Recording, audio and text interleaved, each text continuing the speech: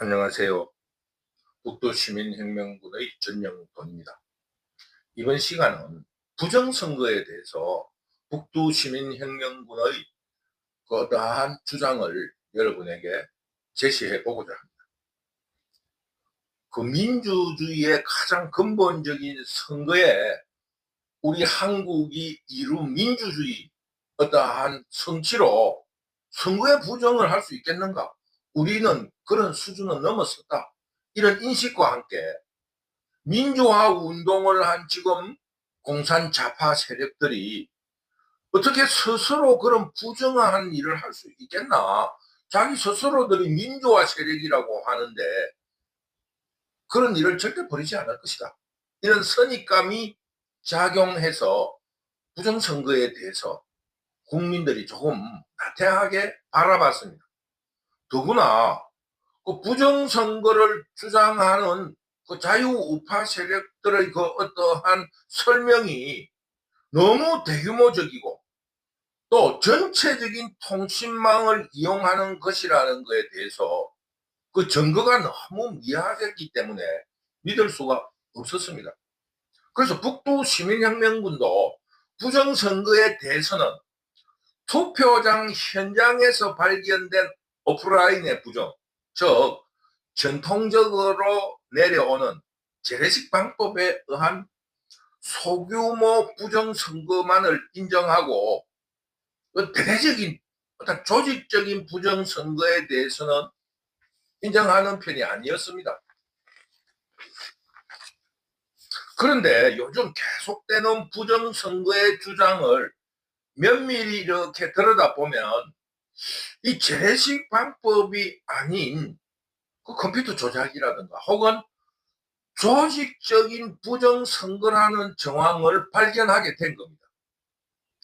그게 뭐냐 하면은 이 통계라는 걸로 지금 현재 언론에서 발표되고 또 부정선거를 주장하는 사람들이 무슨 어떠한 그 조작 그 가중치를 해가지고 뭐 몇 프로씩 어떻게 했다라고 이러는데 북두시민혁명군은 그런 설명을 잘 이해할 수가 없었습니다. 그래서 그들을 그 통계치에 의한 그거로는 내 가슴에 와닿지 않고 막 긴가민가 한갑다 정도로 인식하고 있은 거예요. 그런데 북두 시민혁명군이 여러분과 같이 아주 단순한 방식으로 이 부정선거를 들여다 보니까 부정선거의 정황이 드러난 거예요. 물론 그것도 통계적인데 좀 북두 시민혁명군이 간단하고 쉽게 설명해 보고자 합니다. 그 모집단이라 그러기도 하고 이런 거는 빼버리고 그 투표라는 게 예를 들면은 통계를 먼저 여론조사를 먼저 우리가 예를 들기로 하겠습니다. 여론조사를 하면 어떤 서로 보험도 통계에서 이루어지잖아요. 여론조사라는 통계. 10사람이 1차를 몰고 다니면은 2사람이 사고를 낸다. 그러니까 어떻게 해서 돈을 모아서 2사람에게 보상을 해주는 그런 방식을 취하는데 이 통계에 어떤 일률성이라 할까 연관관계가 없는 거예요. 예를 들면 2%의 그 사고율이 있다고 가정을 하면은 그 중에 연령별로 물론 예외는 있을 수 있지만 일반적으로 연령별로 7, 80대의 사고율이 높고 뭐 이런 게 있을 거 아닙니까?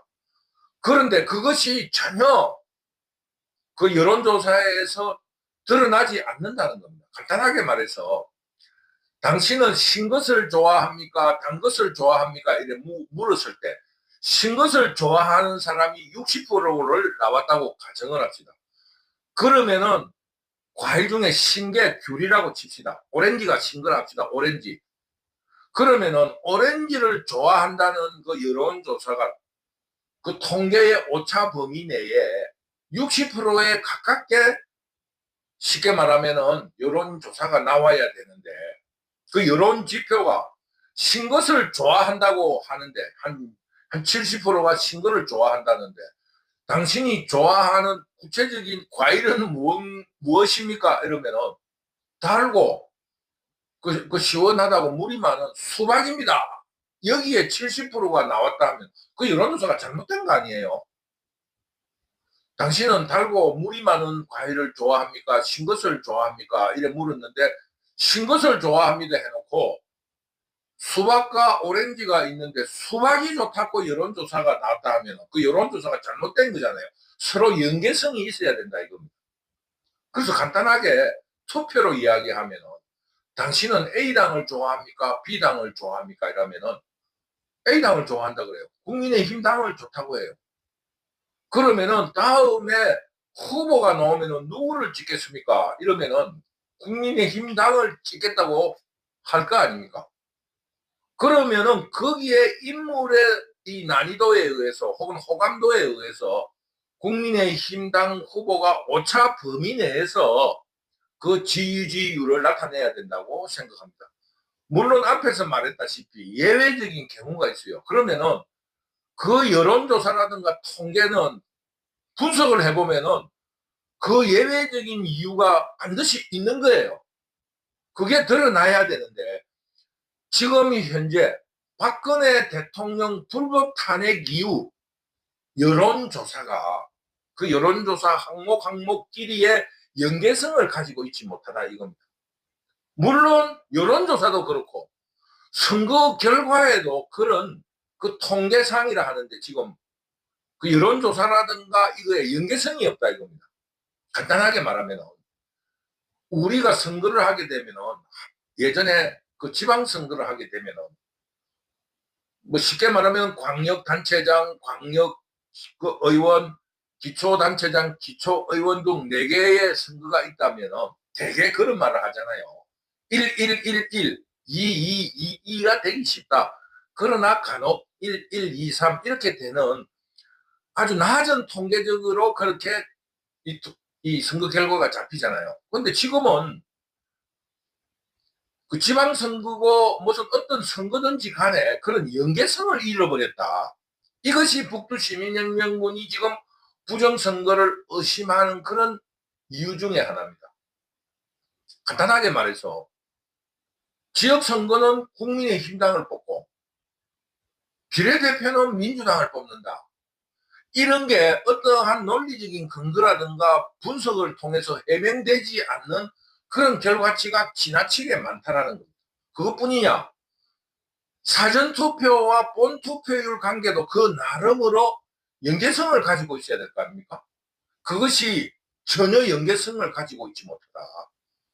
더구나 무슨 일인지 그 추미애 하남의 그 선거구는 전 지역구에서 다 졌는데 동별로 다 졌는데 한 지역구에서만이 90% 이상을 득표를 하게 됐다.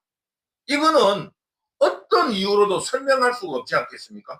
만약에 거기에 사는 사람이 추미애가 가족들을 왕창 그 뭐랍니까? 불법 주민등록증을 옮겨놓는 불법 주민등록증을 옮겨 나왔다 몇천 명을 그러면 가능하지. 그 외에는 불가능할 거 아니겠어요. 그, 그, 그 차별이 그 연계성 다른 지역구하고 이 지역구가 다른 지역구는 6대 4였다. 60%였다. 그러면 이 지역구는 한 30%가 된다 이러는데 거기에 전라 사람이 많이 살고 뭐 여러 가지의 이유가 있다. 그게 추미애의 출생지다. 뭐 이런 연관성이 있어야 되는데 전혀 그런 연관성을 제시하지 못한다 하면 거기에 대해서 선거관리위원회가 분석해보고 해명을 해야 될 거 아닙니까? 그거를 덮을 일이 아닌데 거기에 문제 제기를 하면 그 투표함을 불태워버린다든가 없애버리는 이런 일에 대해서 우리 국민들이 어떻게 받아들일 수 있나 이겁니다. 그러니까 북두시민혁명군도 지금 차츰차츰 부정선거에 대해서 수긍하는 입장이다. 이런 뜻을 말씀드리는 겁니다. 왜 선거관리위원회가 그런 국민들의 의심에 대해서 적나라하게 공개적으로 같이 검증을 해보려고 하지 않나 이겁니다. 왜 그러느냐 이거에 대해서 의심을 하기 시작하고 그 의심이 부정선거에 대한 확신으로 변하고 있다는 겁니다. 그러니까 여론조사에서 한 번도 1위를 하지 못한 이준석이 당선이 된다든가 앞에서 말한 추미애가 말한 대로 전 지역구에서 다 졌는데 전 동별에서 다졌는데 한국에서 일반적인 민주주의 사회에서는 있을 수 없는 집단적인 집중도를 보이는 90% 가까운 지지를 받는 거에 대해서 왜 선거관리위원회는 그 후보자들이나 국민들이 이해할 수 있는 분석 결과를 내는지 자기가 내지 못하면 국민들이 보는 앞에서 검증을 하지 않으려고 하느냐. 근데 이런 현상이 왜 박근혜 불법 탄핵 이후부터 일어나고 있는가. 이런 문제에 대해서 국민들이 의심을 가지는 것은 당연하다고 생각합니다. 그리고 사전투표도 마찬가지예요. 사전투표라고 하더라도 우리가 예측할 수 있는 범위 내에서 일어나야 할 거 아니겠습니까? 지금 현재 부정선거를 부정하는 사람들의 이야기는 그거예요. 사전투표가 어떤 정치 성향을 가진 사람이 많이 투표할 수 있다. 그래서 그 사전투표가 그쪽 당에게 유리할 수 있다. 그거는 인정한다 이거예요. 그렇더라도 그런 그 범위 내에서는 연계성을 가져야 한다 이겁니다. 예를 들어서 평소에 우리가 여론조사를 했는데 여기 지역구는 6대 4다. 그러면은 그 본투표 선거하고 사전투표 선거가 거기에 가깝게 나와야 되지. 그 사전투표만이 90몇 표를 내가지고 표를 뒤집어서 모든 사람이 예측할 수 있는 6대 4의 비율을 어긴다. 그 오차 범위에 있지 않다. 그러면은 그 자체가 의심스러운 거는 당연한 거 아닙니까? 그러면은 선거관리위원회가 왜 있습니까?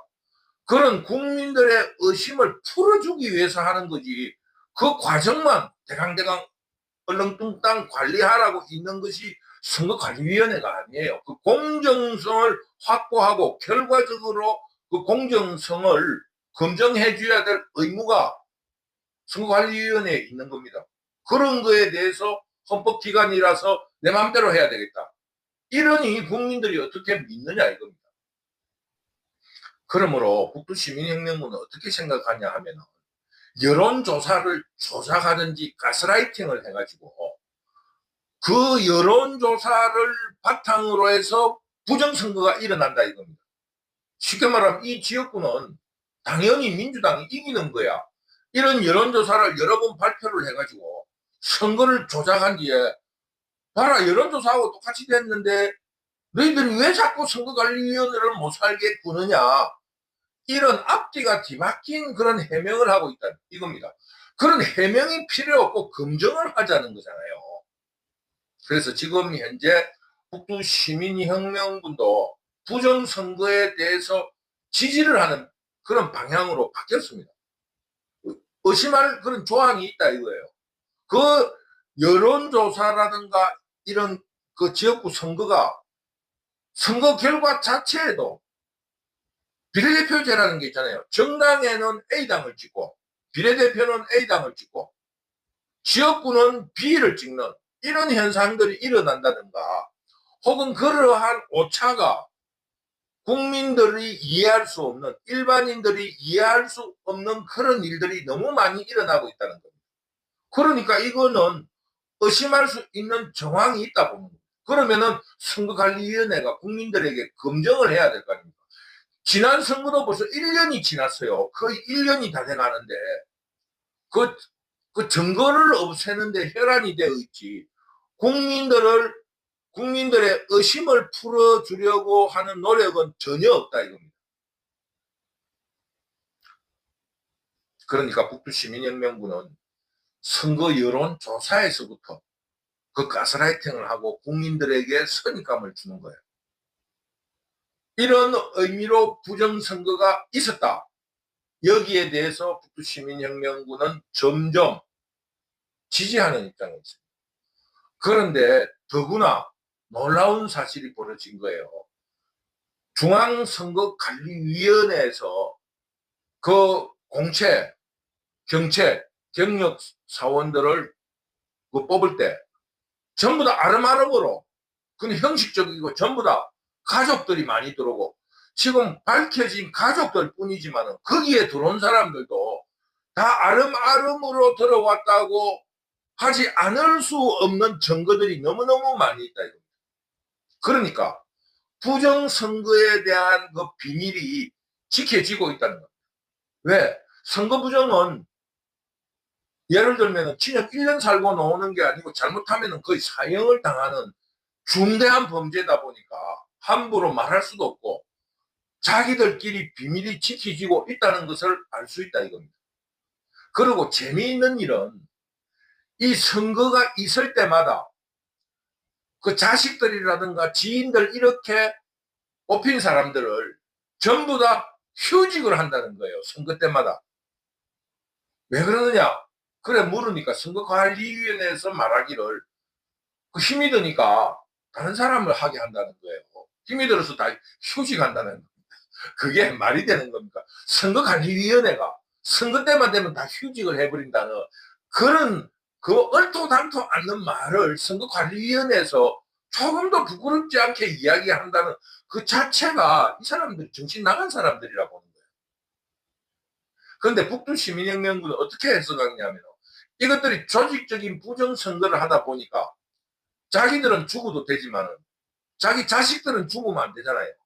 그러니까 그 자식들 이런 사람들 자기들이 뽑은 그런 사람들을 휴직시키는 것이 아닌가 이런 의심을 한다 이겁니다. 한번 사람이 의심을 하게 되면 그 의심을 풀어줘야 되는데 선거관리위원회는 자꾸 덮으니까 더 의심이 심해진다 이겁니다. 그러면서 우리가 판사는 을에 훌륭하겠지 이런 생각들이 헌법재판관들의 이번 탄핵 심판에서 그놈들이 당파성에 앞잡이고 빨갱이라는 것이 밝혀진 거예요. 그러니까 판사에 대한 불신이 싹 트면서 그러면은 지역선거관리위원회 위원장이 누구냐? 판사예요. 사법부예요. 판사. 그러면은 그 선거에 대해서 그 지역에 대한 선거에 대해서 재판 관할이 누가 가지고 있어요? 그 선거관리위원회 위원장이 자기를 재판하는 그런 참 어처구니 없는 조직에 있었다 이겁니다. 앞에서 말했다시피 우리 국민들은 성질이 급하고 그러니까 가스라이팅을 잘 당하는 편이고 선입관이 강합니다. 편견이 강하고 그래서 지역 감정이 있고 뭐 이런 게 좀 심한 어떤 국민성을 가지고 있지 않습니까? 그러다 보니까 판사는 훌륭하다. 그러니까 그 지역의 선거관리위원장은 그 지역의 판사가 맡고 있는 거예요. 그러면 우리가 지금 깨달은 거예요. 부정선거에 대해 소송을 한다. 그러면 그 부정선거가 있었다고 하면 그 책임은 누가 져야 됩니까? 그 지역 선거관리위원장이 져야 되잖아요. 그러니까 그 재판을 하는 선거관리위원장이 자기가 감옥에 갈 재판을 하고 있는데 그 부정선거가 밝혀지겠느냐라는 이런 문제가 이번에 대두된 겁니다. 선거관리위원장이 자기 목을 자기가 치야 되는데 그 재판이 공정할 수가 없는 거죠. 이런 문제가 일어났다는 것이 지금 밝혀진 겁니다. 그런데 지금 판사들이 뭐라 하냐? 우리는 공정하게 한다. 법과 양심에 따라서 한다. 그거 믿을 그거 아무것도 없는 거예요. 그래서 뭐라 했습니까? 헌법재판관이 뭐라고 했습니까? 헌법기관인 중앙선거관리위원회는 감사도 할 수 없다. 이런 판결을 내린 거예요. 왜? 그 감사를 하게 되면 그 판결을 한 판사가 부정이 들통나잖아요. 그러니까 그 판결을 하는 판사가 자기에게 유리한 그런 판결을 할 수밖에 없다. 이런 게 이번에 밝혀졌다 이겁니다. 그러니까 한번 의심을 시작하니까 이 전부 다 부정이고 모순 덩어리예요. 이런 것을 윤석열 대통령의 계몽령으로 알게 된 이것이 큰 소학이라 할 수 있는 겁니다. 그러면서 우리가 또 하나의 의심스러운 부분이 우리 국민들이 그동안에 편견으로 등한시했던 문제가 있어요.